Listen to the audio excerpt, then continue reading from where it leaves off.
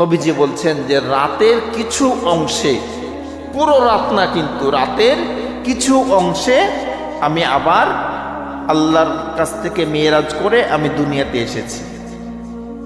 এত লম্বা সফর করলেন রাতের কিছু অংশে, এটা কিভাবে সম্ভব? এটা অবশ্যই সম্ভব আল্লাহ যদি চান। আল্লাহ যদি চান এটা অবশ্যই সম্ভব। তবে একটা এক্সাম্পল দিই যে কিভাবে সম্ভব। মনে করেন যে ডক্টর ইউনুস রাজশাহীতে আসছে বাইপথে, রোডে, বিশ্ববিদ্যালয়ের সামনের রোড দিয়ে, বাইপাস দিয়ে সাহেব বাজার হয়ে আমাদের কাশিয়ারাঙ্গাতে ডক্টর ইউনুস আসবে, বা তারেক রহমান আসছে ধরেন।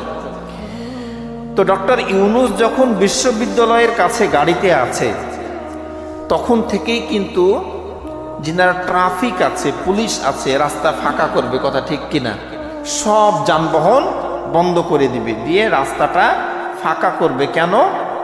একজন সর্বোচ্চ নেতা বাংলাদেশের রাজশাহীতে আসছে। তো এই দুনিয়ার একটা সর্বোচ্চ নেতার জন্য যদি এরকম ব্যবস্থা করা হয়, সব স্টপ করে দিয়ে তাকে আসার রাস্তা করে দেওয়া হয়, সাতবক আসমান জমিনের মালিক আল্লাহ সময়ের গতিকে থামিয়ে দিয়ে তার নবীকে মেরাজ করাবেন, এটা কি সম্ভব না?